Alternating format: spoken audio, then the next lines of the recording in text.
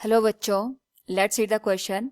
The limiting line in Balmer series will have a frequency of, here we have given 4 options.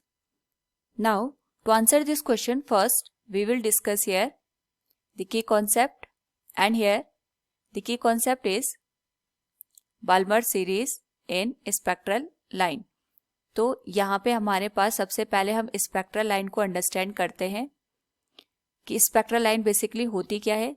तो जब हमारे पास यहाँ पे atom में किसी भी ऑर्बिट का इलेक्ट्रॉन ट्रांजिट करता है from one orbit to another orbit, उस पर्टिकुलर केसेस में फोटोन का रेडिएशन होता है. सपोज हमारे पास न्यूक्लियस है, इसके सराउंडिंग में हमने कुछ ऑर्बिट को अज्यूम किया और इलेक्ट्रॉन यहाँ पे हायर ऑर्बिट से लोअर ऑर्बिट में यहाँ पे जंप करता है. तो उस पर्टिकुलर केस में यहाँ पे ये फोटोन को रिलीज करता है या फिर हमारे पास रेडिएशन प्रोड्यूस होता है.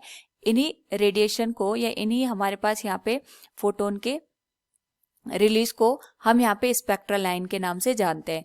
तो जब हम बात करते हैं बाल्मर सीरीज की, तो उस पर्टिकुलर केस में हमारे पास जो डिफरेंट एनर्जी लेवल्स होते हैं, वहां से जो इलेक्ट्रॉन होता है, अगर ये सेकेंड ऑर्बिट में ट्रांजिट करता है या ट्रांजिशन यहाँ पे हमें देखने को मिलता है, तो इन सब फ्रीक्वेंसी या इन सब स्पेक्ट्रल लाइंस के कॉम्बिनेशन को या ग्रुप को ही हम यहाँ पे बाल्मर सीरीज का नाम दे देते हैं.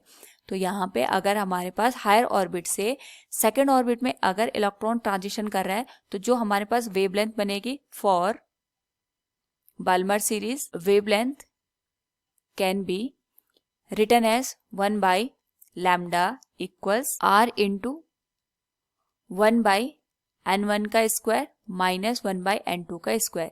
क्योंकि हमें यहाँ पे लिमिटिंग लाइन पूछी है. लिमिटिंग लाइन का मतलब ये हो गया कि यहाँ पे मैक्सिमम जो हमारे पास पॉसिबल एनर्जी लेवल है उससे सेकेंड ऑर्बिट में इलेक्ट्रॉन ट्रांजिशन कर रहा है. तो जो पॉसिबिलिटी है हमारे पास यहाँ पे ऑर्बिट के n2 होने की, दैट इज इन्फिनिटी.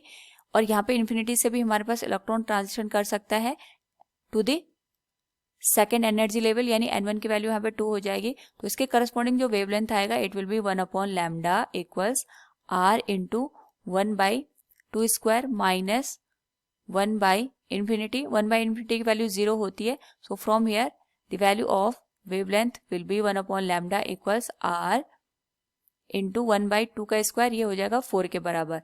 तो यहाँ से जो वेवलेंथ हमारे पास निकल के आएगी, it will be 4 by r, and from here we can calculate the frequency. We know that frequency for this particular case can be related as c divided by wavelength. क्योंकि यहाँ पे हमारे पास जो c है, it is the speed of the light और lambda is the wavelength. तो frequency की जो वैल्यू होगी, इसको हम लिख सकते हैं 3 into 10⁸ मीटर पर सेकेंड, और वेवलेंथ हमारे पास है 4 डिवाइडेड बाई r के बराबर.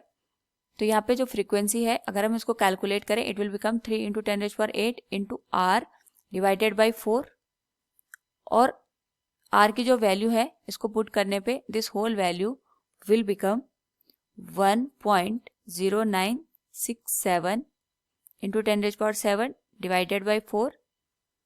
जो फ्रीक्वेंसी निकल के आएगी, it will become 8.82 into 10⁻14 second inverse. तो ये हमारे पास फाइनल वैल्यू हो जाएगी फ्रीक्वेंसी की.